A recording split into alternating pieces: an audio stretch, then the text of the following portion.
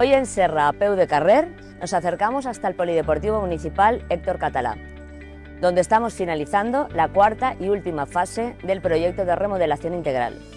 Entre las distintas actuaciones que se han llevado a cabo estos meses, se ha creado un skatepark, rocódromo y se ha trabajado en la urbanización de todo el recinto.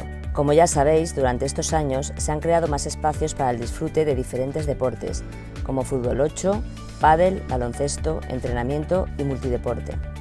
Se ha reformado el frontenis y el edificio del gimnasio y hemos mejorado la accesibilidad.